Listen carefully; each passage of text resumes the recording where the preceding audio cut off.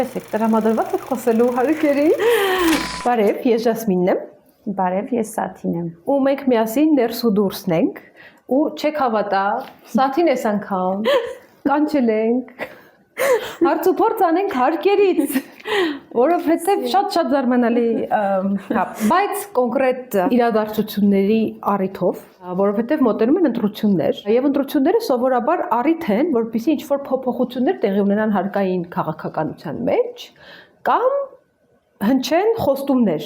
այն մասին, որ տեղի կունենան փոփոխություններ հարկային քաղաքականության մեջ։ Դրա համար այսօր Սաթին նախ հարց ու փորձ կանենք ինչ է հարկային, նույն ինքը ֆիսկալ քաղաքականությունը, ինչ է իրենից ներկայացնում, ոնց է աշխատում։ Հետո թեթև շրջապտույտ կանենք, կգանք ընտրություններին եւ տեսնենք ինչ է կատարվում։ Սաթ, շնորհակալություն, որ մեզ էլի պատմում ես այդ բարդ թեմայից, մեծագույն հաճույքով։ Որովհետեւ իրոք շատ քիչ մարդ է այդ թեմայից պատմում եւ շատ քիչ մարդ է այդ թեմայից հասկանում։ Դրա համար եւ շատ քիչ մարդ է սիրում թեման դրա համար։ Հա, բայց բոլորից առնչվում է, որովհետեւ բոլորս այս կամ այն կերպ հարկեր ենք վճարում, ինչքան շատ լսենք, այնքան քիչ խնդրեմ կունենանք հարկայինի հետ։ Այո, Ժասմին ջան։ Okay, ինչ է ֆիսկալ քաղաքականությունը ու ոնց է ինքը աշխատում։ Ֆիսկալ քաղաքականությունը պետության տնտեսական քաղաքականությունն է, մասնավորապես պետության եկամուտների, հիմնականում հարկերի, պետության ծախսերի, բյուջեի, բյուջետային դեֆիցիտի, պրոֆիցիտի պլանավորումը։ Նպատակն է տնտեսության խթանումը, գործազրկության նվազումը, ներդրումների ներգրավումը եւ ինչ որ սոցիալ հասարակական հարցերի լուծումը, հանրային սոցիալական հավասարության վերականգնումը, եթե ինչ որ խնդիրներ կան կամ ապահովումը, եթե ստաբիլ է երկրում դրությունը, տարբեր ուղղությունների է լինում ֆիսկալ քաղաքականությունը, լինում է էքսպանսիվ, այսինքն խթանող, տվյալ դեպքում աճում են պետության ծախսերը, նվազում են հարկերը, որը պիտի խթանի ներդրումները, տնտեսությունը եւ կա դրա հակառակը սահմանափակող, այդ դեպքում նվազում են պետության ծախսերը, աճում են հարկերը, այսինքն աճում են պետության եկամուտները, որովհետև հարկային բեռը, որը դրվում է հարկ վճարողի վրա, աճում է, փոխարենը նվազում են պետության ծախսերը։ Այդպես նայած ինչ փուլում է գտնվում պետությունը, ինչ նպատակներ է իր առաջ դնում, ինչ խնդիրներ է ուզում լուծի։ Ֆիսկալ քաղաքականությունը շատ լուրջ գործիք է քաղաքական, որովհետև բյուջեի մասին է ինքը, հա, պետության մենք ինչքան էլ խոսանք պաշտպանության մասին, կրթության մասին, սոցիալական ապահովության ու ապահովագրության մասին նաև, այդ ամեն ինչը կարող ենք անել պետության բյուջեի հարցը լուծելուց հետո, չէ՞, փողա պետք։ Այդ բոլորը ծախս է։ Դրա համար շատ լուրջ թեմա է սա իրականում, ու շատ զգայուն թեմա է։ Ինքը կարա նաև շատ հարցեր լուծի, եթե ճիշտ կիրառվի։ Պետք է օրինակ դու հաշվի առնես քո երկիրը տնտեսական զարգացման ցիկլերի որ փուլում է գտնվում, համապատասխանաբար ինչ քաղաքականություն է քեզ համապատասխանում, տվյալ դեպքում ֆիսկալ քաղաքականության էլի ես Գերմանիայից պիտի խոսամ, բայց դասական օրինակ է, որ երկրորդ համաշխարհայինից հետո գերմանական այդ տնտեսական հրաշքի, հա, տերմին կա, չէ, տենց Wirtschaftswunder, հիմնական տարը իրանց ճիշտ վարված ֆիսկալ քաղաքականությունն է, հա, ու ոչ թե Ամերիկայից եկած փողերը։ Հա, ինչ փող է եկել։ Ես չգիտեմ, ասում են Ամերիկան սարքեց։ Դե չէ, իրանք են սարքել։ Ամերիկան ավելի շատ ինձ թվում է անվտանգային էլեմենտն է ապահովել ռազմաբազան, sense բաներ էլի, բայց համակարգային լուծումները իրանք են տվել։ Թե չէ Գերմանիայում կլիներ նույնը, ինչ Ֆրանսիայում օրինակ, եթե ասենք որ տենց Ամերիկան տենց Մարշալի պլանը, հա, Եվրոպայի համար ընդհանուր բերեց, պիտի որ ընդհանուր նույնը լիներ, բայց Գերմանիայի кейսը շատ տարբեր է, էլի։ Համենայն դեպս իրանց ֆիսկալ քաղաքականությունը բերել է այդ տնտեսական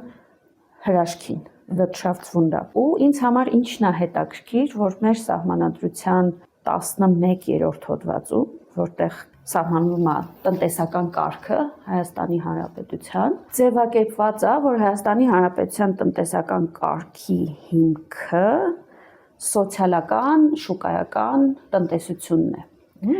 Սոցիալական շուկայական տնտեսություն տերմինը բառացիորեն թարգմանած է գերմաներենից soziale Marktwirtschaft, ու դա տենց գերմանական հենց այդ ֆիսկալ քաղաքականությունն է, ինքը գերմանական լիբերալիզմի դպրոցն է, ավստրիական դպրոցի գերմանական ադեպտը, տենց, բայց ինքը գերմանական երևույթ է, գերմանական տնտեսական դպրոցն է երկրորդ աշխարհամարտից հետո։ Ես չգիտեմ որտեղից են մերոնք այդ տերմինի մասին իմացել, բայց ինքը բառացիորեն թարգմանած է գերմաներենից, ու պիտի որ մենք էլ մոտ լինեինք այդ գերմանական մոդելին, ամենայն դեպս սահմանադրության մեջ, ու դա միակ հոդվածը չի, որ մեր սահմանադրության մեջ աննկարագրելի մոտ է գերմանականին, ամեն դեպքում ինձ համար այդ մասը շատ հետաքրքիր էր տեսնել, ու նորից ճիշտ ընտրված ֆիսկալ քաղաքականությունը կարա երկիրը նույնիսկ երկրորդ համաշխարհայինից հետո ձևավորված ճգնաժամից դուրս բերի, անել դուրս բերի տնտեսական հրաշքի ձևով։ Այս զուտ ասում եմ, որ հասկանանք ինչքան կարևոր է սրա մասին շատ խոսալ, շատ մտածել, ինչպես դրամավարկային քաղաքականության մասին, այնքան էլ ֆիսկալ քաղաքականության մասին պետության։ Իսկ հարկերը այդ քաղաքականության հիմքն են, որովհետև եկամուտների մասով խոսելիս խոսում ենք հարկերի մասին, ասենց տեսականորեն գուցե։ Մեկ փոքր ճյուղ առանձնացնեմ, ասացիր, որ ճիշտ հարկային քաղաքականությունը նպաստում է սրան եւ գործազրկության նվազմանը։ Ոնց է դա տեղի ունենում, իսկ ինչ կապ ունի հարկային քաղաքականությունը գործազրկության հետ։ Հարկային լիբերալ քաղաքականությունը, այսինքն ցածր հարկերը, հա, տնտեսությունը ազատ թողելը, լիբերալ ասելով շատ չհարկելը, հա, մեղ մոդերատ հարկային քաղաքականությունը էլի գիտական փաստ է, որ բերում է մեկին մեկ չէ, բայց բերում է տնտեսական աճի։ Այն գումարը, որ դու տալիս ես պետությանը, դնում ես քեզ, այսպես ասած, դնում ես գործի մեջ, ենթադրվում է, որ աճում ես, եթե լավ ես դնում գործի մեջ, հա, եթե խելացի բիզնես ես, որը բերում է աշխատատեղերի ավելացման։ Նու դա տենց տեսություն է, էլի կարա լինի ինչ-որ բիզնես, որը վատ ներդնի կամ սխալ պահի գա այդ խթանումը, իրան դա հեչ պետք չլինի, օրինակ գումար չունենա ներդնելու եւ այլն, բայց տեսականորեն այդ պատճառահետևանքային կապը պիտի որ մեծամասնության մոտ նկատվի։ Շատ լավ։ Հիմա ուրեմն մոտենում ենք այնպիսի փուլի, որին հատուկ է հարկային քաղաքականության փոփոխություն, դու որպես հարկերի մասնագետ, պարզ ասած, շատ պարզացրած ասած, ինչ կուզեիր տեսնել նախընտրական ծրագրերում քաղաքական ուժերի կողմից, ու ինձ թվում է առանձնացնենք, հա, քանի որ հարկային բանը ինչ-որ շատ խոշոր է, ու տարբեր մարդկանց է վերաբերվում։ Սկսենք ֆիզիկական անձանցից, հա, սովորական աշխատողներից, սովորական մարդկանցից։ Ինչ կուզեիր տեսնել, առաջին հերթին ինչ փոփոխություն կուզեիր տեսնել իրենց համար։ Ոչ միայն նախընտրական, այլ նաև սահմանադրական փոփոխությունների թեմաներ կան անընդհատ վերջին տարում մեր երկրում, այսինքն երկուսը իրար հետ ուղեկցելով, հաճախ չէ, բայց անցած տարի մի անգամ եղավ, որ խոսք գնաց նաև համակարգային, հարկային իրավունքի փոփոխությունների հնարավորությունների մասին, բայց ոնց հասկացա թեման այդպես չխորացավ, ավելի առաջնահերթ թեմաներ հայտ եկան, բայց կարծում եմ թե սահմանադրական ռեֆորմներ եթե լինեն, այդ շրջանակներում արժի թեման արդիականացնել, դե եւ նախընտրական ծրագրերում ժողովրդավար երկրներում կամ ընտրություններին լուրջ ենք վերաբերվում, հա, նախընտրական ծրագրերից մեկը պիտի որ նաև հարկերը լինեն թեման, այսինքն պետության կամ տվյալ քաղաքական ուժի պլանավորած հարկային քաղաքականությունը, ֆիսկալ քաղաքականությունը թող լինի։ Այդ իմաստով, հա, ես շատ կուզեմ, որ մենք այս տարի մնաց ի թիվս այլ թեմաների նաև հարկերից խոսանք եւ քիչ-քիչ, քանի որ մենք ուզում ենք ինստիտուցիան, մենք անդադ խոսում ենք, չէ, պետության այդ ինստիտուցիոնալ կայացումից, դրա անբաժան մասը միշտ պիտի լինեն հարկերը իրականում, էլի փողը պիտի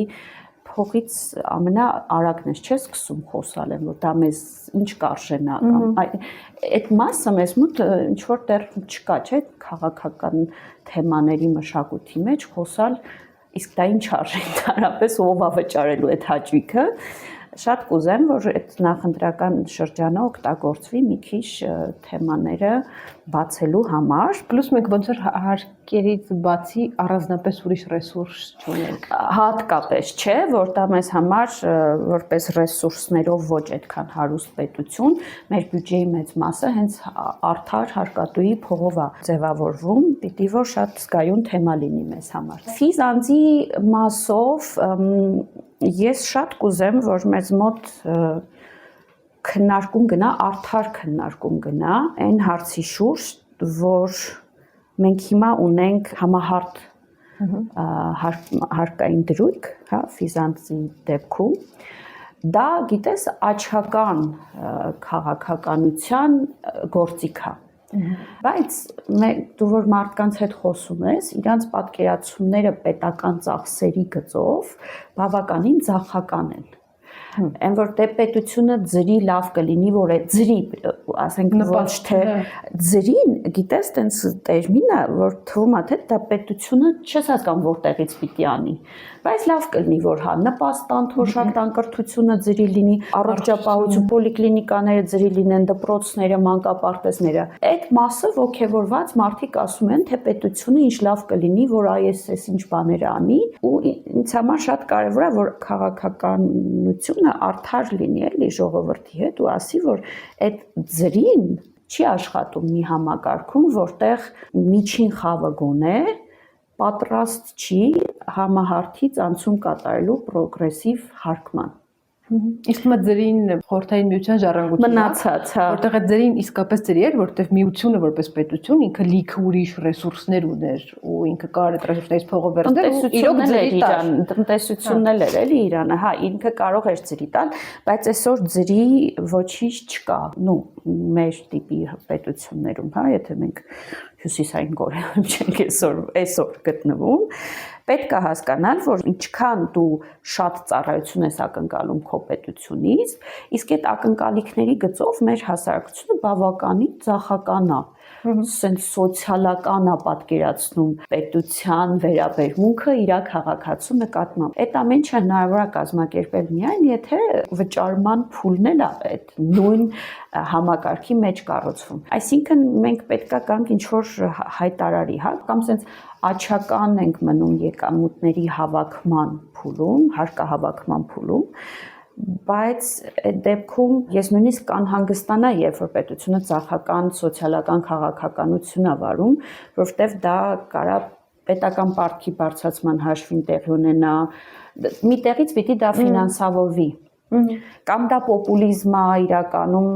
չի կարա այդ ռեֆորմը քթից գալու, այսինքն պետք է արդար լինել, կամ մնում ենք ձախական մոդելներում, այդ դեպքում ակնկալիքը կարա լինի դա, կամ եթե նույնիսկ միջին խավը, այն իրոք միջինից բարձր աշխատավարձ ստացող խավը պատրաստ չի պրոգրեսիվ հարկման, մի քիչ էլ պետք է սպասումների մեջ այդ դեպքում արդար լինել։ Սա ընդհանուր սենց դիսկուրսի մակարդակում։ Ինչ վերաբերում է տեխնիկական մակարդակում, ֆիզանձանց համար ես շատ խնդրահարույց եմ համարում նաև ժողովրդավարության տեսանկյունից, որ հարկման բազան մասամբ որոշվում է կառավարության որոշումներով։ Ծախսերի բլոկը ֆիզանձի հարկման բազայի փոխանցված է կառավարությանը։ Այդ կառավարության որոշումներով բաներ որոշելը, որոշումներ կայացնելը ընդհանրապես խնդրահարույց եմ համարում, պետք է դա օրենսդիրը անի, պետք է դա հետ բերել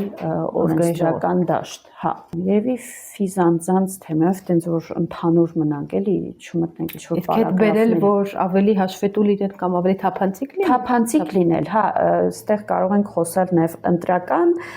օրենսգրքի անհրաժեշտ փոփոխությունների մասին, բայց դե մեր ազգային ժողովը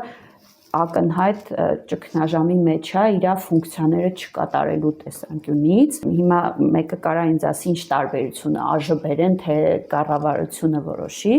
բայց դե մենք հիմա ճիշտ հարկային քաղաքականության մասն ենք խոսում։ Միշտ կարելի է հակադարձել, որ հա ԱԺ-ն երբ որ մեծամասնությունը իշխանական է, կապ չունի ԱԺ-ում որոշում կայացվում, թե կառավարությունում, բայց դե բոլոր կետերը կարելի է հատ-հատ ուղղել էլի, մի օր դա կարա ընդհանուր էֆեկտ տա, դրական էֆեկտ, թե չէ որ անընդհատ արգումենտը լինի, որ ԱԺ-ն ոչինչ չի որոշում մեր երկրում, Կարանք ընդհանուր փակենք գնանք տներով։ Բայց հասկանում եք, չէ՞, եթե խոսում ենք նախընտրական շրջանի մասին, եթե ինչ-որ մեկը գա, ասի բարև ձեզ, ես գալու եմ ձեր հարկերը դարձնեմ պրոգրեսիվ, եւ եթե դուք ստանում եք 300,000 դրամից ավել օրինակ աշխատավարձ դուք ավելի շատ հարկ եք վճարելու, հավանաբար 300,000-ից ավել աշխատավարձ ստացողները ավտոմատ չեն ընտրի այդ մարդուն։ Դե, հա, չի կարա ինչ-որ նախընտրական ծրագրի մաս լինի։ Նախընտրական ծրագրի մաս կարա լինի հակառակը, որ խոսք ստանան ցածր հարկեր, բայց մեծ սոցիալական բլոկ։ Ոստեղ արդար խոսակցություն ժողովրդի հետ կամ ընտրողի հետ պարտադիր չի տանի քաղաքական ուժը, կարողա տանի լրագրողը, կարողա տանի գիտական համայնքը, կարողա տանի մասնագիտական համայնքը, ուղղակի գիտակցությունը բարձրացնելու այդ պետական կառավարման նկատմամբ, հա, որ դա այդպես չի աշխատում, չի կարա մուտքը լինի, նվազեցվի, երգը բարձրացվի։ Պրոստը թվաբանորեն չի աշխատում այդ համակարգում, կամ մեկի քթից է գալու, կամ բոլորից քթից է գալու, կամ պետական պարտքն ավելանալու, կամ մի ուրիշ համակարգ է փակ, ինչ որ լրիվ ուրիշ մի համակարգ շատ ծանր հետևանքներ է կրելու, որովհետև այդ փողը այդ տորթը տենց անվերջ չի էլի, կամ պիտի մեծացնել իրան, կամ բաժանելուց մեկին քիչ է հասնելու փոխարենը, եթե միտեղ մեծացնում են մեկի մասնաբաժինը։ Գուցե ընտրությունները լավ առիթ է հենց ցույց տալու այդ պոպուլիզմի բացասական կողմերը, հետևանքները, իհարկե ոչ նրանց կողմից, ովքեր ուզում են ընտրվեն։ Okay, իրավաբանական անձանց համար, ես տեղ ուզում եմ էլի մի հատ էպստիկ բաժանում անենք, հա, վերցեք իրավաբանական անձանց, որոնք ինչ-որ փոքր բաներ են, այսինքն ԱԴ-ները, միկրոբիզնեսները եւ այլն, ողջունեք Դիանային էս կետում, որը շատ պաշտպանում է ԱԴ-ների իրավունքները հարկային դաշտում, եւ մեծ կորպորատիվները, մեծ կամպանիաները, ինչ ես պատկերացնում։ Իրանց կարանք դաժե միասին դիտարկենք, որ կոնտրաստի մեջ ավելի լավ երևա, հա, թե ինչի է պետք իրանց տարբեր վերաբերվել։ Մենք անցած տարի ունեցանք խստացումներ մանր միջինի ու միկրոյի հետ կապված այդ շրջանառության հարկի եւ այլն, ու ճիշտ անում ձյանաներ մնացածներ, որ վրթովում են։ Ես հասկանում եմ դա ինչի տեղի ունեցավ, որովհետեւ սահմանափակ ժամկետով էր ներմուծվել այդ պարզեցումը եւ խթանումը եւ վերջացավ այդ ժամկետը ուղղակի, բայց օրենսդիրն էլ, գործադիրն էլ ունեն բոլոր գործիքները, թե քաղաքական, թե իրավական, երկարաձգելու, նոր բան մտածելու, հա, ընդհանրապես նույնիսկ Եվրոպայում, որտեղ տնտեսությունը բավականին այնց պատմական հարուստ պատմություն ունեցող ընկերությունների վրա է հիմնված, մանր ու միջինին շատ մեղմ է վերաբերվում, շատ արտոնություններ ունեն իրանք, միշտ չես կարա էլի դու այնց մեծ միջազգային կոնցեռնին ու ինչ-որ փոքրիկ ընտանեկան բիզնեսին նույն կերպ վերաբերվես, իրանք միշտ էլ ունեն առավելություններ, միշտ էլ ստանում են ինչ-որ հեշտացված համակարգեր, ավելի շատ ծախսեր նվազեցնելու իրավունք եւ այլն, իսկ մեր դեպքում, մեր տնտեսության դեպքում, մենք չունենք այդ բուրժուազիայի պատմությունը, հա, մենք չունենք կուտակված կապիտալ, մենք չունենք ինչ-որ 500 տարվա ընկերություններ, գոնե մի 5 հատ, 6 հատ, 4 հատ հանք գաղութներում։ Չունենք մենք այդ մեր հիմքը տնտեսության, մեր ԱԴ-ներն են, մեր փոքր բիզնեսն է։ Մենք 90-ականներ տեսած պետություն ենք, էլի, մենք դրա վրա ենք զարգացել։ Ու մեր նման պետություններում, որ պիտի ընդհակառակը կրկնակի այդ կորիզը քո տնտեսության պաշտպանես։ Սրան եթե գումարում ես, թե ոնց են վերաբերվում գեր մեծերին, ընդհանրապես այդ կոնտրաստը շատ անարդար է թվում, հա, օրինակ, էլի կառավարության որոշումներով դա ինձ համար նորից խիստ հակասում է ժողովրդավարության, հաշվետվողականության, բյուջետային հաշվետվողականության, ԱԺ-ի կողմից կառավարության վերահսկողության եւ այլն բազմաթիվ սահմանադրական սկզբունքների կառավարությունը կառավարության որոշմամբ կարա ինչ-որ տնտեսվարող սուբյեկտների հարկային արտոնություններ տրամադրի, հարկային եւ մաքսային։ Ընդ որում դա կատարվում է, ես ոնց հետևում եմ, չքննարկվող հարցերի փաթեթով։ Այսինքն նույնիսկ, հա, դու չես էլ տեսնում։ Ու գիտես, տրամադրվում է շատ մեծ արտոնություններ այնպիսի հիմա որ ազգաններ ասեմ Ալեքսանյաններ, Ծաղուկյաններ, Սուքիասյաններ, Քոչարյաններ, Բադալյաններ եւ այլն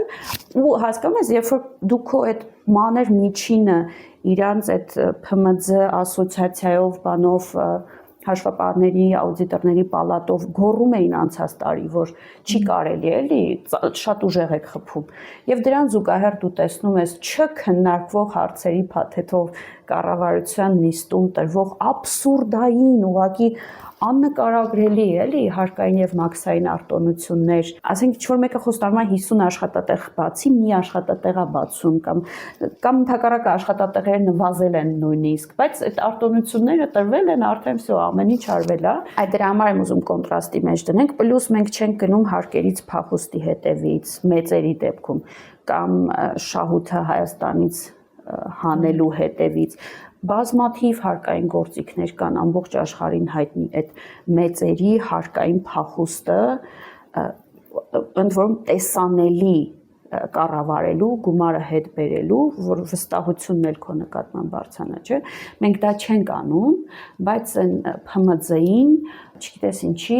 ասում ենք դե ժամկետը վերջացավ այդ արտոնության, այլևս չի գործում։ Այս կոնտրաստի մեջ, որ հատկապես շատ անարդար է թվում, դա պետքա վերանայել, կարծում եմ կշահեն այն քաղաքական ուժերը, որոնք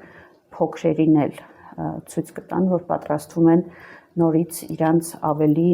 մեղմ վերաբերվել։ Որտե ամեն փոքր բիզնեսը ստեղծողի եւ իր ընտանիքի քվեներն է։ Հա, իհարկե, ու շատ են իրանք, իրոք մեր տնտեսության մեջ շատ են։ Դրան գումարած, ու սա մի հատ ընդհանուր թեմա է իրավաբանական անձանց համար, կախված չի չափից, հա, բիզնեսի չափից, այլ բիզնեսի իրավական ձևից։ Ես կարծում եմ, որ մենք խնդիր ունենք իրավաբանական անձանց մոտ տնտեսական խթաններ առաջացնելու, տես մեր ԱՁ-ներն ու ՍՊԸ-ները նույն տոկոսն են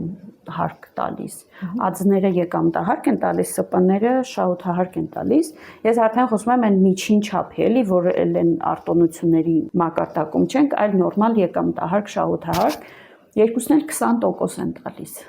Հետո որ ՍՊԸ-ն դիվիդենդ է տալիս, 5% էլ ՍՊԸ-ի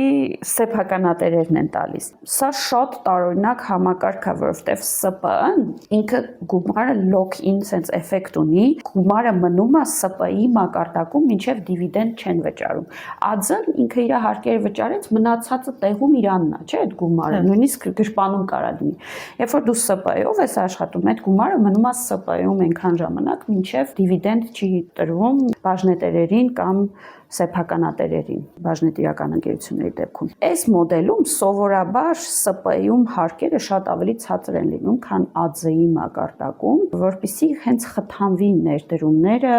եւ փողը խթանվի, որ մնա ՍՊԸ-ի մակարդակում։ Իսկ մենք հայտարարում ենք, նույնիսկ հարկային օրենսգրքի մակարդակով ենք հայտարարում, որ ներդրումների խթանումը մեր քաղաքականության սկզբունքներից մեկն է։ Այս առումով ես կարծում եմ պետքա վերանայվի ԱԶ-ՍՊԸ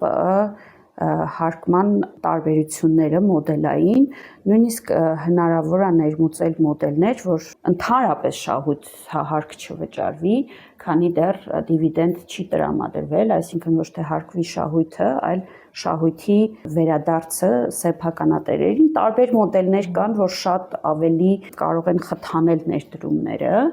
Եթե մենք դա իրոք ուզում ենք, այս ոլորտում կարծում եմ ահագին անելու գործ ունենք, անկախ չափից ու անկախ նրանից, թե ինչքան է փախուստի ենթարկվում մեկը կամ անարդար հարկվում չափի համեմատ։ Հիմա մի հատ փոքրիկ ու մի քիչ երևի ցինիկ ճշգրտում նախորդ կետի վերաբերյալ։ Ասում ես, որ ԱԶ-ները, ու փոքր եւ միջին բիզնեսը ու մեծ կոնցեռները, կորպորացիաները նույն լոգիկայի մեջ հարկելը ու նույնիսկ մեծերին առավելություն տալը արդար չի։ Ինչը համաձայն է, բայց հիշում ենք, որ ինչ-որ բարձր մակարդակով որոշումներ կայացնելուց 90% դեպքերում արդարությունը չափանիշ չի կամ գոնե առաջնահերթ չափանիշ չի, որովհետև ունեն մարդիկ ուրիշ առաջնահերթություններ, հա, ունեն այդ կոնցեռների տերերի հետ լավ հարաբերություններ, բայց խնդիր, որովհետև հասկանալի պատճառներով եւ այլն եւ այլն։ Բայց եւ հասկանում ենք, որ բացի արդարության պահից կա այդ պահը, որ տնտեսության զարգացման վրա ինչ-որ պահի դա բացասական ազդելու է, որովհետև ես չգիտեմ երկիր, որտեղ աշխատում են բացառապես մեծ կորպորացիաներ ու այդ երկիրը նորմալ գործող տնտեսություն ունի։ Չէ, իհարկե չէ։ Ծառայության ոլորտը առնվազն շատ հաճախ փոքրերի մոտ է։ Հիմա ուզում եմ բացատրես, պարզ, եթե շարունակվի այսպես, այսինքն բոլոր բենեֆիտները տալիս ենք մեծ կորպորացիաներին, հետո իրանք մեզ, չգիտեմ, մեր նախընտրական առողջավարի համար փող են տալի պայմանական։ Նու հասկանալի պայմանավորվածություն է, արդար չի եղել, բայց հասկանալի պայմանավորվածություն է։ Բայց հետո մենք այսպես շարունակում ենք, ասենք թե ընտրվում ենք, ու այդ մեր կառավարման ընթացքում մեր տնտեսության հետ տեղի ունենում ինչ։ Նախ մի պահ գալու, որ իրոք մեծ թվով ընտրողներ ես կորցնելու։ Ածն փոքր, ՓՄԶ-ն էլ չի քանակապես փոքր, էլի, ոնց դու ասացիր, պլյուս իրանց ընտանիքներն է, չէ՞, միշտ։ Իրանք երբեմն ամբողջ ընտանիքին նաև պահում են ֆինանսապես։ Չպահեն էլ կարան ներսում ընտանիքի պայմանավորվեն, որտես մեր տղու բիզնեսին խփեցին, իրանց չեն կընտրելու։ Այսինքն ինչ որ պահ գալու է մեկը, որ դու իրանց էլ ես հաշվի առնելու, իրանց էլ ես փորձելու նորից հետ բերել քո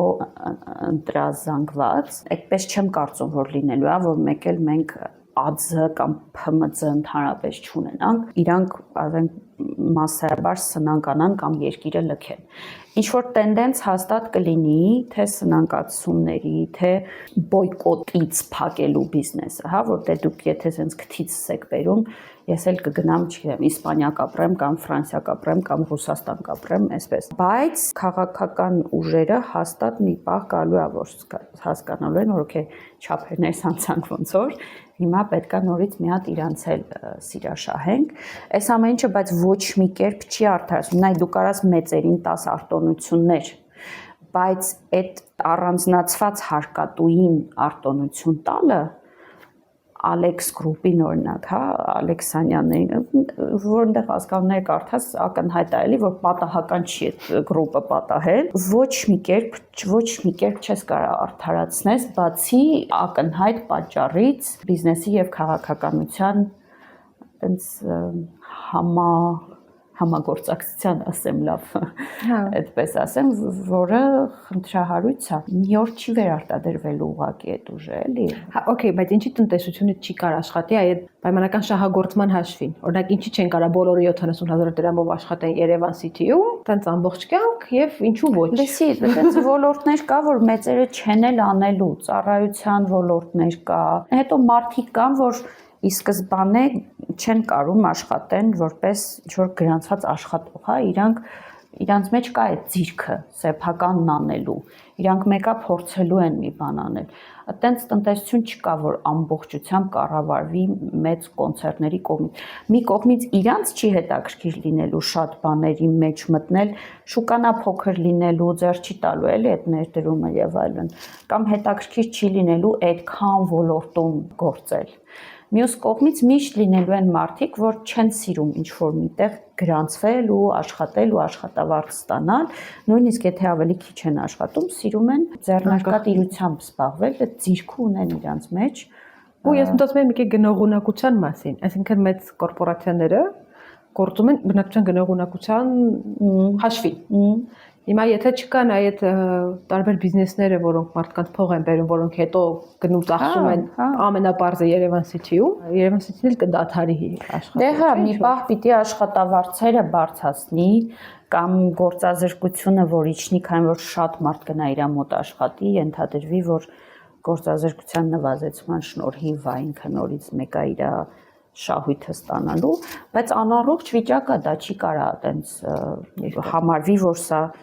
նոր նորմալն է, էլի, ինքը մեկա ճգնաժամային վիճակ է լինելու, որը մեկա միողությամբ պետքա մի օր լուծվի։ Գոնե թեթևանա։ Դից կատարյալ առողջ ոչ մի տնտեսություն էլ չի լինում, բայց այդպես միայն մեծ կոնցեռներով էլ ոչ մի տեղ ոչ մի առողջ տնտեսություն չի լինում։ Ես ճիշտ եմ պատկերացնում, որ նմանատիպ կոնֆլիկտ է նաև ամերիկյան տնտեսության մեջ։ Հա, իրանք էլ գիտես, լավ պայմանավորվում են քաղաքականության հետ, ապշելու նույնիսկ, որ հասկանում են ուղղակի, որ ուրիշ ձև չունեն։ Այս վերջերս Գերմանիայում մի հատ գերմանա-ամերիկյան տնտեսական ֆեդերացիայի միջոցառման էի գնացել, այն որ ուրիշ ձև չկա, պիտի պայմանավորվես, պիտի քեզ էլ չկա համակարգային անվտանգությունը, հա, այդ վստահությունը համակարգի նկատմամբ իրավական վստահությունը, օրենքի նկատմամբ վստահությունը, քեզ պետք է դու այդ մարդկանց հետ պայմանավորվես։ Նու եթե դու ինչ-որ չափի բիզնես ես, որ կարա ցավա էլի, եթե բիզնեսդ կորցնես, իրանք փորձում են ծանոթվել, ոնց էլ լինի, դե նես չի որ բոլորը Տրամպի հետ են հանդիպում, բայց ինչ որ մի քանի օղակ ներքևների հետ իրոք պայմանավորվել, որովհետև համընդհանուր սկզբունքների վրա հիմնված օրինական ստաբիլությանը շատերը այսօր չեն հավատում։ Նու դա ինձ ասում են գերմանական ֆիրմաներ, որոնք Ամերիկայում են աշխատում, բայց այնտեղ ներսում էլ Silicon Valley բան բոլորը ասում են, այնց գացման են գալիս ոնց ծանոթով, առաջ մասկի միջոցով, հիմա նոր ալիքներ իրանց սամվտանգ ինչ-որ բան։ Հա, պատկերացնում ես, ասենք Ամերիկայի պես այնց իրավական թվում է թե պետությունում փորձեն պայմանավորվեն, որ ասեն, «Վсё, խոսացած Հայաստանում էլ է, չէ՞ մոտավորապես։ Այդքան հայ որ չգներ Ամերիկա դե չէ։ Գուցե, բայց դե Ամերիկան հիմա մի քիչ նենց գեր ճգնաժամային է։ Okay, ճգնաժամային չասենք, նորմալ չի, էլի այս վիճակը։ Մի հատ պետք է հասկանալ, սա կդառնա նոր նորմալը, թե չէ։ Նոր խոսալ տենդենսների մասին։ Հիմա ինձ թվում է բոլորը ռեակտիվ ուղղակի փորձում են նոր իրավիճակին հարմարվել ու բայց ծանր է վիճակը, հա, շատ ծանր է այնտեղ։ Լավ, վերադառնանք Հայաստան, մեր ծանր վիճակներին ու հարկային վարչարարությունը։ Վարչարարություն։ Ծանր մեծ դանդաղ դժվար մեքենա։ Հա, վարչարարության մասով ես նախ շատ ուրախ եմ, մենք շատ լավ տեմպերով թվայնացնում ենք։ Կարող է Հայաստանում թվա, որ հայտարարություն է, չգիտեմ, ես ինչա, հայտարարագիրն էլ եւ այլն, բայց Եվրոպայից եթե ինչ-որ մի բան կա, որ ոչ մի կերպ խոր չեմ տա Հայաստանին էլ, ոչ մի այս կողմերի պետություններին էլ, դա բյուրոկրատիայի անընդհատ ավելացումն է, այսինքն դրանից պետք է ամեն կերպ խուսափել։ Շատ լավ է, որ մենք թվայնացնում ենք։ Կարա Հայաստանի ժողովրդին դա այդպես չթվա, հատկապես անցած տարվա հայտարարի հետ կապված մասամբ չստացված փորձից ելնելով, բայց մի բան կա, որ Եվրոպայից հաստատ խորհուրդ չեմ տա վերցնել, կրկնօրինակել, դա համակարգերի անտեղի բարդացումն է ու բյուրոկրատիայի անտեղի ավելացումը, այդ over-regulation-ից պետք է ամեն կերպ խուսափել, պետք չի անել սխալներ, որոնք արել են ուրիշները, կարելի է տեսնել ու դրանք ուղղակի չանել։ Այդ առումով ես շատ ուրախանում եմ, երբ որ տեսնում եմ, որ մենք այստեղ անընդհատ փորձում ենք թվայնացնել, անընդհատ կոմունիկացիան պեկի ու հարկատուի միջև պարզեցնել, նույնիսկ հարկային ստուգումներն են հիմա on-line արվում եւ այլն, դա ես շատ ուրախանում եմ իրոք ու շատ ողջունելի է։ Ինչի ինձ դուր չի գալիս, այդ կառավարության որոշումներն են, չզեկուցվող հարցերի շրջանակներում կամ հենց թեկուզ հարկային բազայի նվազեցումները, որոնք կառավարությունն է որոշվում, դրան պետք է նորից, ասում եմ, հետ տանել օրենսդրական դաշտ, դա կառավարության գործը չի։ Մենք դրանով խախտում ենք սահմանադրական սկզբունքներ, արժեին տրված ֆունկցիաները պիտի այդտեղ թողենք այդ ամեն ինչը։ Վարչարարության մասով ես նաև մտածում եմ ներգրավվածության բարձրացման մասին, այսինքն վստահելիության բարձրացման, հա, ընդհանրապես մշակույթի զարգացման հարկային, պետք է անընդհատ մտածել ոնց ժողովրդին ներգրավել այդ գործընթացը, ժողովրդին հարկատուին։ Հիմա կան արդեն լսումներ, ինչ որ օրենքի նախագծերը, ես տեսնում եմ աուդիտորների, հաշվապահների պալատը, ասոցիացիաները տարբեր տնտեսական քննարկումների են մասնակցում, անկեղծ ասած ես չգիտեմ ինչքանով է այդ մարդկանց կարծիքը իրոք էֆեկտիվ հաշվի առնվում, ինչքանով է ֆորմալ, հա, այդ լսումները, լավ կլինի, որ այդտեղ էլ հետադարձ կապ լինի, հասկանանք քանի տոկոս ազդեցություն ունեցան վերջապես տարեկան կտրվածքով այդ ասոցիացիաները, այսինքն ներգրավվածությունը լինի, բայց ես կարծում եմ նաև ֆիզանձանց ներգրավվածություն կարելի է մտածել ինչ-որ մոդելներ, որոնք չունեն ասոցիացիաներ, հա, որ իրանց ինչ-որ մեկը տեղ ներկայացնի։ Օրինակ կան մոդելներ, որ դուք հո վճարած հարկերի ինչ-որ մի տոկոս, ասենք 20%-ը, 30%-ը ինքդ ես որոշում, թե որ ուղղությամբ ծախսի պետությունը։ Այսինքն դու կարաս ասես, գիտեք, գիտությունը իմ պատկերացմամբ համար առաջի առաջնահերթությունն է։ Ես ուզում եմ, որ իմ վճարած ծախսերի 30%-ը ծախսվի գիտության վրա։ Ինձ համար պաշտպանությունն է, դրանից այն կողմ թեմա չկա։ Ես ուզում եմ, բայց ինչ որ տոկոսը իհարկե, որովհետև մի հատ բազա պիտի լինի պետության համար, որ ինքը պլանավորում կարողանա իրականացնել, չես կարող 100%-ով անել։ Բայց դա մեծացնում է վստահելիությունը, ներգրավվածությունը, հետաքրքրությունը, թափանցիկությունը, իհարկե, դու ես որոշում։ Հա, դու որոշել ես, քեզ կհետաքրքրի էլ տարվա վերջ մի հատ իմանաս ինչ եղավ, ներդրեցին, չներդրեցին, այսինքն կբարձրանա պահանջատիրությունը, մի հատ հասկանամ վերջը այդ կրթությանը, որ ասել է 30% կտակարել են, թե չէ, դա շատ ընդունված մեխանիզմ է, երբ որ դու ունես այդ մշակույթ զարգացնելու խնդիր, հա, հարկային համակարգի նկատմամբ վստահություն բարձրացնելու եւ այլն, կարծում եմ կարելի է մտածել տենց բաների մասին։ Մեկ էլ դե իմ սիրած թեման հարկային դատարաններն են, որոնք մենք հիմա չունենք, վարչական դատարաններում են քննվում այդ հարցերը։ Մենք ունենք հաշտարարության ու արբիտրաժի ինչ որ հաստատություն, բայց դա հարկատուների համար է, այսինքն որ երկու հարկատու իրար մեջ խնդիրներ ունեն, ֆինանսական համակարգի հաշտարար։ Հարկային հարցերով, այսպես ասած, երբ որ երկու հարկատու իրար հետ խնդիր ունեն ինչ որ, բայց հարկատու պետություն հարաբերությունները դե դատարաններում են որոշվում։ Այդ ես կուզեի, որ մենք վարչական դատարանից առանձնացնենք եւ ունենայինք ֆինանսական դատարաններ, ինչպես կան Գերմանիայում, մի քիչ նման կա Անգլիայում, դա էլ ցույց է տալիս, որ պետությունը փորձում է վստահելիությունը բարձրացնել, պետությունը լուրջ է վերաբերվում հարկերի թեմային եւ այդ հաշվետվողականության թեմային, նույնիսկ եթե իդեալական չաշխատի սկզբում այդ դատարանը, քայլ է, որ կարա բերի փոխադարձ վստահության բարձրացմանը։ Երևի վարչարության թեմաներով, եթե բան չեմ մոռացել, այսքանը։ Ես չգիտեմ, եթե մի բան մոռացել ես թե չէ։ Մոռացած կլինեմ, էլի կխոսանք հարկերից, ոչինչ։ Նախապես ծրագրված էր, որ պիտի բարձրանա, բայց ոչ մեկ չգիտեր, որ պիտի բարձրանա, մեկ էլ հանկարծ բարձրացավ, բոլորս շոկ ապրեցինք։ Այդ տիպաժի հարկերի թվում նաև գույքահարկներ։ Մեծ աղմուկ բարձրացրեց, ես հիշում եմ, հատկապես կենտրոնում գույքահարկի, անշարժ գույքի հարկերի բարձրացումը, ու լրագրողները գտնում էին ինչ-որ տատիկ-պապիկների, որոնք մենակ ապրում են այդ տներում ու ստանում են մինիմալ թոշակի վիճակի չեն այդ հարկերը վճարեն եւ այլն։ Հասկանալի է, որ իրականում փոքր մաս է, բայց գույքահարկի բարձրացումն եմ ուզում նախ բացատրես հարկային քաղաքականության տեսանկյունից, ու ոնց է դու տեսնում դրա ճիշտը սխալը արդյունավետություն, հատկապես արդյունավետությունը եւ ոչ արդյունավետությունը։ Նայ, մենք սահմանադրությամբ էլի Գերմանիայից ենք կարծում եմ վերցրել, որովհետեւ գրեթե բառացի էլի այտենց սահմանում է, որ սեփականության իրավունքը նաև պարտավորություն է դնում քո վրա։ Երբ որ դու ունես սեփականություն, դու քո վրա միանգամից պարտավորություն ես վերցնում։ Սեփականությունը միայն իրավունքի մասին չի։ Բայց սեփականության իրավունքը պետությունը կարա սահմանափակի միայն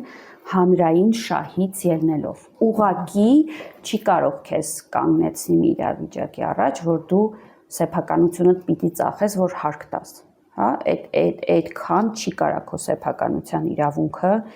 սահմանափակի։ Այսինքն գույքահարկի թեման շատ զգայուն է ու շատ արագ գնում է դեպի սահմանադրական իրավունք, սեփականության իրավունք։ Այս իմաստով այդ տատիկ-պապիկները հաստատ կարող են մտածել նրա մասին, որ իրանց սահմանադրական իրավունքն է խախտվում, որովհետև նորից հարկը չի կարա լինի այնքան անհամաչափ, որ դու քո գույքը ծախես, որ գույքահարկ տաս կամ էլ չտաս այդ հարկը, հա։ Սահմանափակել կարելի է այդ իրավունքը զուտ հանրային շահից ելնելով, այսինքն որ այդ համայնքի հավաքած գույքահարկով այդ համայնքի փողոցները սարքվեն, լուսավորվեն, գազ, ջուր եւ այլն, այդպես բաներ, էլի կոմունալները կամ ինչ-որ դպրոցներ, այդպես բաները ֆինանսավորվեն։ Համայնքի կյանքի կազմակերպման տեսանկյունից գույքահարկը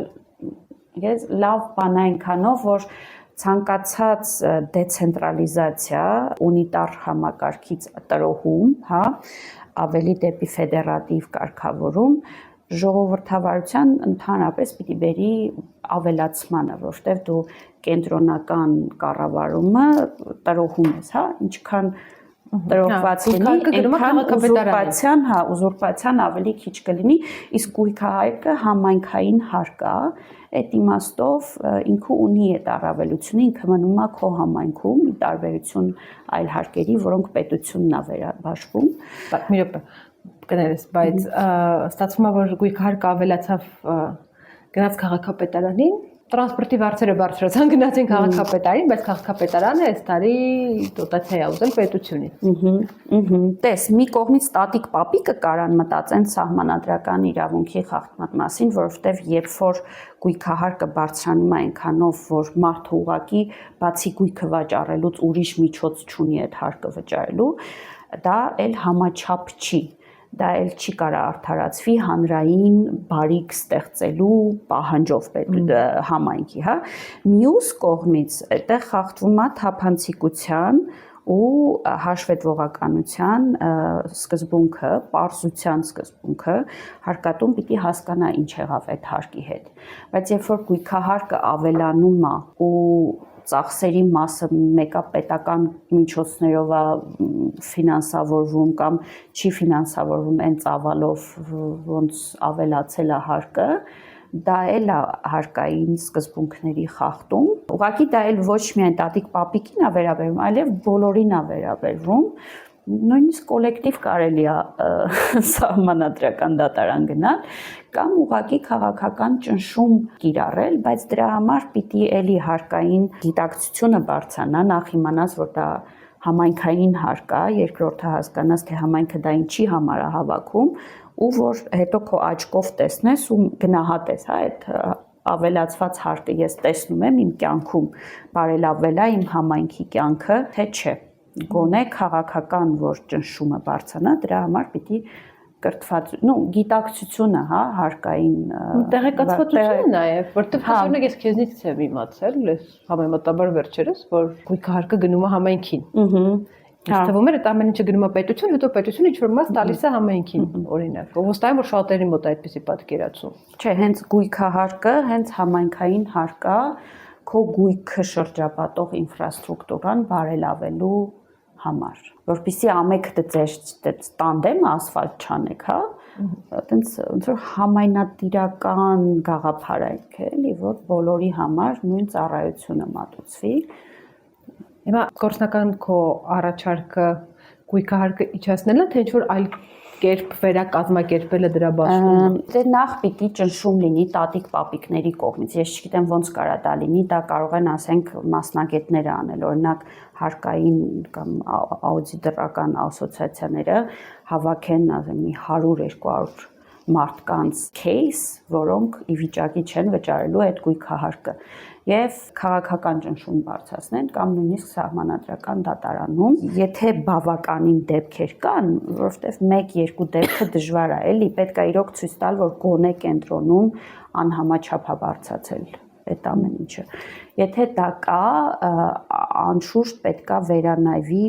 բանաձևը, որով հաշվարկվում է գույքահարկը, որովհետեւ ինքը ասում եմ շատ ուղիղ սահմանադրական սեփականության իրավունքից բխող դրույթ է։ Ես առաջարկում եմ դատաբազան մեծացնել այն դեպք, այսինքն նա հասկանանք իրոք ինչքան է տոկոս են մարդկանց, որոնց գրպանին շատ լուրջ խփել է այդ գույքահարկի բարձրացումը, ինչքան է դա ուղղակի տենց լրատվական, ընդդիմադիր, ուղղակի աղմուկ ու ինչքանով է իրական հարված գոնե ասենք մի 5-ից 10% հարկատուների գրպանին։ Դա մի բլոկն է, երկրորդով նորից մասնագիտական շրջաններին ինչ-որ հետազոտություններ անել պարզելու համար բարձրացված հարկերին զուգահեռ ծախսերի բլոկը քաղաքապետարանի կամ բոլոր համայնքների, որտեղ բարձրացվել է, ինչպես է փոխվել ստրուկտուրան, որպեսզի գիտելիքի հիման վրա նոր հասկանանք ինչ է կատարվում։ Հիմա մի քիչ շատ էմոցիոնալ է թեման մատուցվում, բայց թեմայի առանձնահատկությունը նորից սահմանադրականությունն է, իր վրա ճնշում գործադրելը շատ ավելի իրավական կարա լինի, քան ասենք համահարթ ու պրոգրեսիվ հարկման թեման, որը խիստ քաղաքական թեմա է, էլի։ Լավ, ես չգիտեմ ոնց է լինում, բայց ամեն անգամ, երբ որ դու հարկերից ինչ-որ բան ես պատմում, նույնիսկ եթե իստում մենք այս դրա մասին արդեն խոսացել ենք, եթերում կամ եթերից դուրս, մեկ է բարձում, որ ես էլ ինչ-որ նոր ինֆո ունեցա, ու հաշվի առնելով, որ ես ուցոր աշխարհի ամենաանտեղյակ մարդը չեմ, հա, հիմնականում, այսինքն սովորաբար ինչ-որ բաներ կարդում եմ, իրավաբանական տեքստեր կարդում եմ, հիմնականում հասկանում եմ եւ այլն։ Իմ մոտ այսպես գիտակցումը ամեն անգամ վերաձևավորում, ինչքան քիչ ենք մենք տեղեկացված ոնց է աշխատում օրենքը, ոնց է աշխատում հարկային օրենքը, ոնց են աշխատում հարկերը առհասարակ, ուսում այդ մասին պետքա շատ խոսալ, շատ բացատրել, ու որ հարկ բառը մի քիչ շատ լինի երևի մեր ականջին, որովհետև հարկ բառը շատ վախենալու բառ է։ Միջին վիճակագրական հայաստանցու համար հարկ բառը արդեն ինչ-որ խուսափում ես դրա համար է վախենալու, եթե դու գնաս քո իրավունքների հետևից ու պատրաստ լինես պատասխանատվությունը կրես, կանցնի այդ վախը։ Լուսավորությունը Սպանա, չէ՞ անում վախերը կոտրումը։ Դրա համար մենք դες խոստանում ենք, որ մենք անպայման ես չէ, բայց դες խոստանում եմ, որ մենք անպայման էլի կխոսենք հարկերից, անպայման կանդրադառնանք, եթե ինչ-որ փոփոխություններ լինեն տարբեր ֆորմատներով։ Շատ ուրախ եմ, որ դու համաձայն, որ դու ինքդ դա տենց հիմա առաջարկում ես։ Ես ուզում եմ արդեն ամաչում եմ հարկերից։ Ես քեզ հարցուփորձ կանեմ, կհետևեմ եւ հաջորդ թողարկմանը հարկերից չենք խոսելու, բայց դուք միևնույն է բաժանորդագրվեք, սեղմեք հավանել, միացրեք այս զանգուլակը, որ նոր վիդեո անենք, դուք իմանաք, որ մենք նորից հայտնվել ենք նույն մայրցամաքում, նույն քաղաքում, նույն սենյակում եւ շորիկներով խոսում ենք, այո, եւ խոսում ենք պետության համար հիմնային ու կարևոր բաներից։ Շատ շնորհակալություն քեզ էլ, Ժասմին։ Հաջողություն, ստեսություն։